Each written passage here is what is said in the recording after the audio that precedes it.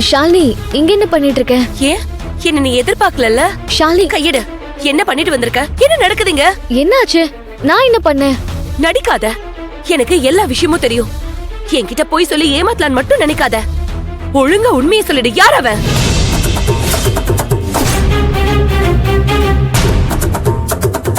சொல்ல ஆனந்தி, யார் அவன்?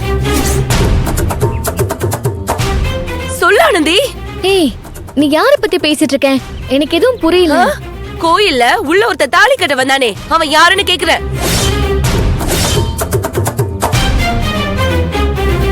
நீ லவ் பண்ற பையனா அது? நானும் 2-3 நாளா கவனிச்சுட்டு தான் இருக்கேன். நேத்து என்னடா ராத்திரி ரூம்ல தனியா உட்கார்ந்து அழுதுட்டு இருக்க. இங்க வந்துட்டு ஏதோ காரணம் சொல்லி போய் சொல்லிட்டு இருக்க. அப்பவே உன் மேல எனக்கு சந்தேகம் தான் ஆனந்தி. காலையில கூட நீ சாப்பிடும் போது போன் வந்ததும் அவ்வளவு பதட்டம் உன் முகத்துல. நீ போன் பேசினதையும் நான் கேட்டுட்டு தான் இருந்தேன். யார் கூடயும் பேசாம ரூம்லயே அடைஞ்சு கிடக்குறது, அடிக்கடி ஃப்ரெண்டு வீட்டுக்கு போறேன்னு சொல்லிட்டு வெளியே போறது, ஒவ்வொரு விஷயத்தையும் நான் கவனிச்சுட்டு தான் இருக்கேன்.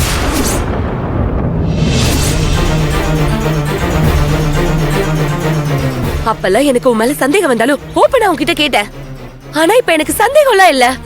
நீ யாரையோ காதலிக்கிற, அது எனக்கு கன்ஃபார்மாவே தெரியும். வீட்ல யாருக்கும் தெரியாம இப்ப கல்யாணம் பண்ணிக்கிற அளவுக்கு வந்துட்டல நீ.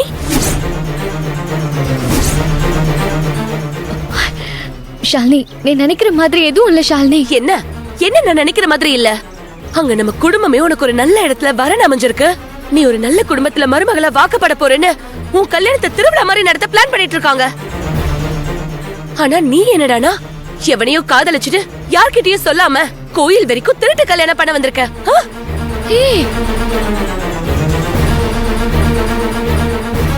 வாயை திறந்து உண்மையை சொல்லு ஆனந்தி. எத்தனை நாளா நடந்துட்டு இருக்கு இதெல்லாம்? ஆமா, தாலியை கட்டிட்டியா நீ? ஷாலினி, என்ன பண்ணிட்டு இருக்க? முட்டாள்தனமா பேசிட்டு இருக்க. நீ நினைக்கிற மாதிரி எதுவும் இல்ல. நான் கிளம்புறேன். போய் சொல்லாத ஆனந்தி, உண்மையை சொல்லுன்னு சொல்றேன்ல. நான் தான் எதுவும் இல்லன்னு சொல்றேன்ல. தேவையில்லாம நீ கற்பனை படி பேசிட்டு இருக்க. வழி விடு ஆனந்தி. நில்லுன்னு சொன்ன. நான் விடுன்னு சொல்லிட்டு இருக்கேன். நீ உண்மையை சொல்லாம நான் விட மாட்டேன். விடு. ஏய் ஆனந்தி, ஏய் நில்லுன்னு சொல்றல. விடு ஷாலினி. அதுக்கு பதில் சொல்லாம போயிட்டே இருக்க. அது பேசிட்டு இருப்ப, நான் அதுக்கு பதில் சொல்றேன். சொல்றேன். நான் இப்ப சொல்ல போறியா இல்லையா? ஏய், யார நான் பாத்து நேரா போய் கையில நிக்க சொல்லிடுவா ஆனந்தி. சமந்தி, அவங்க சின்னஞ்சிறுசுங்க ஏதோ ஆசைப்பட்டாங்க. நீங்க கல்யாணத்துக்கு ஒத்துக்கலன்னதும் என்ன பண்றதுன்னு தெரியாம அவசரப்பட்டாங்க. நீங்க கொஞ்சம் பெரிய மனசு பண்ணி அவங்கள மன்னிச்சு விட்டுருங்க. என்னது மன்னிக்கணுமா? ஏன் பேச மாட்டீங்க? இவன் பண்ண காரியத்தால அனுபவிச்சதெல்லாம் நாங்க தானே. உங்களுக்கு என்னங்க தெரியும்? இதுவே நீங்க பெத்த பொண்ண இவன மாதிரி எவனாவது இழுத்துட்டு ஓடி போயிருந்தா அப்ப தெரிஞ்சிருக்கும் என் கஷ்டம் என்னன்னு. ஹலோ மேடம், என்ன பேச்சு எங்க பக்கம் திரும்புது? நீங்க என்ன பேசணுமோ அங்கயோட நிறுத்திக்கோங்க. என் புருஷனை பத்தியோ புள்ளைய பத்தியோ பேசுனீங்க, அப்புறம் நான் பொல்லாதவள் ஆயிடுவேன். கொஞ்சம் அமைதியா சும்மா இருங்க. என்ன அமைதியா இருக்கிறது? இந்த பொம்பளை இஷ்டத்துக்கு பேசிக்கிட்டே போகும். அதை கேட்டுக்கிட்டு நான் சும்மா நிக்கணுமா? அவங்க பொண்ணை கட்டுப்பாட வளர்க்கறதுக்கு துப்பு இல்ல. அவ இவன் கூட ஓடி போனதுக்கு இந்த பொம்பளை என்னமோ நம்மளை பத்தி பேசிக்கிட்டு இருக்கு. இதை கேட்டுக்கிட்டு என்ன சும்மா இருக்க சொல்றீங்களா? இத பாருங்க, இவங்கள நீங்க எவ்வளவு கேவலமா வேணாலும் பேசிக்கங்க. ஆனா என் பிள்ளைய பத்தி நீங்க கேவலமா பேசுனீங்க, அப்புறம் நான் பேச ஆரம்பிச்சேன்னா அந்த கூவமே கொப்பளிக்க ஆரம்பிச்சிடும். ஜாக்கிரதை. என்ன பேசுவீங்க? எங்க பேசுங்க பாக்கலாம். என் வீட்டுல வந்து நின்னுகிட்டு என்னையே பேசுவாங்களாமே? உங்களை எல்லாம் இவ்வளவு நேரம் இங்க நின்னு பேச விட்டதே தப்பு. வந்த உடனே விரட்டி விட்டுருந்தா இதெல்லாம் பேசிருக்க மாட்டீங்க. விரட்டுவீங்க. என்ன மிரட்டுறீங்களா? எங்களை பார்த்தா என்ன தெருநாய் மாதிரி தெரியுதா? என்னமோ எங்களுக்கு போகிறதுக்கு இடம் இல்லாம இங்க வந்து நிக்கிற மாதிரி பேசிக்கிட்டு இருக்கீங்க. இதை விட பெரிய பங்களா எங்க கிட்ட இருக்கு. என்னமா பெருசா பேச வந்தீங்க? அக்கா கொஞ்சம் பொறுமையா இருங்கக்கா. சண்டை எல்லாம் போடாதீங்கக்கா. ஏய், பொறுமையா இருக்கிறதா? அப்படியே அடிச்சுனா மூஞ்சில பஞ்சர் ஆயிடும்.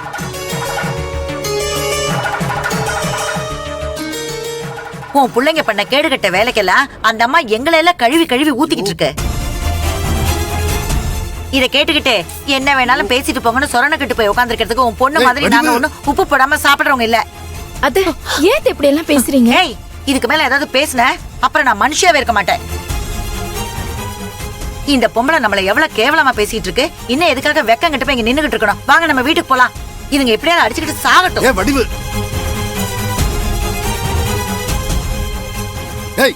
வாய் மூடிட்டு இரு.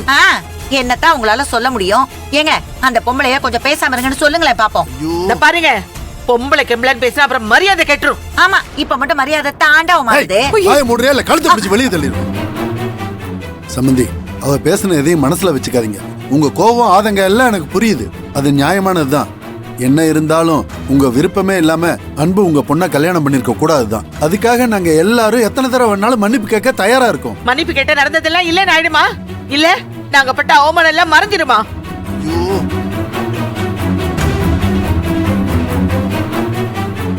நீங்க ஒரு தடவை இல்ல 1000 தடவை மன்னிப்பு கேட்டாலும் என் மனசுல இருக்கிற ரணம் ஆறவே ஆறாது.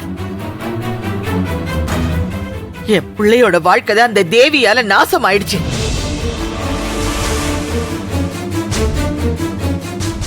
சரி, என் பொண்ணையாவது உங்களை மாதிரி இல்லாம ஒரு நல்ல குடும்பத்துல கல்யாணம் பண்ணி கொடுக்கணும்னு ஆசைப்பட்டேன்.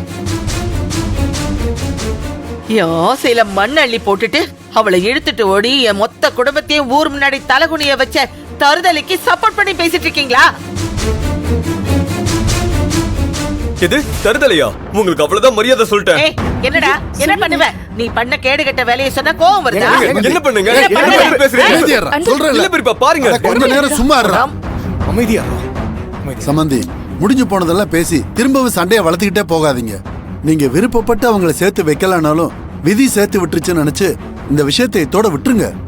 அன்புவ சாலினி கல்யாணம் பண்ணிக்கிட்டதுனால அவ அங்க சந்தோஷமா தான் இருக்கா. அத பத்தி கொஞ்சம் யோசிச்சு பாருங்களேன். என்ன சந்தோஷமா இருக்கா? அவளுக்கு இவன் என்ன பெருசா செஞ்சு கிழிச்சிட்டான்? சந்தோஷமா? சந்தோஷம். என் பொண்ணை நான் எப்படி எல்லாம் பாத்துக்கிட்டேன் தெரியுமா? என் பொண்ணுக்கு நான் கொடுத்த வாழ்க்கைய இந்த ஜென்மத்துல அவனால கொடுக்கவே முடியாது.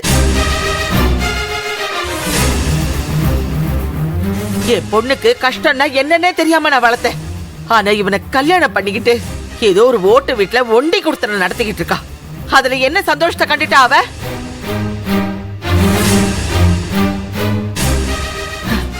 என் பொண்ணை நான் எப்படிப்பட்ட இடத்துல கட்டி கொடுக்கணும்னு கனவு கண்ட தெரியுமா?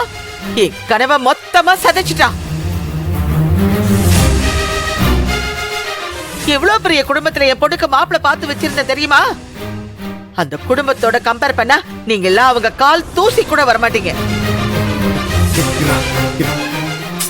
சம்பந்தி, அப்படிப்பட்ட இடத்துல என் பொண்ணு மட்டும் வாழ்ந்திருந்தா அவளும் சந்தோஷமா இருந்திருப்பா. நானும் ஒரு நல்ல குடும்பத்துல பொண்ணை கொடுத்தேன்னு கௌரவமா இருந்திருப்பேன். இப்படி எல்லாத்தையும் நாசமாக்கிட்டு மறந்துரு மன்னிச்சிருன்னு வசனமா பேசிக்கிட்டு இருக்கீங்க.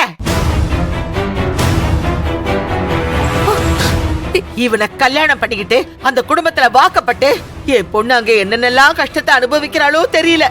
ஏங்க, என்னெல்லாம் பிரச்சனையை கொடுத்து அவளை சித்திரவதை பண்றீங்களோ தெரியல.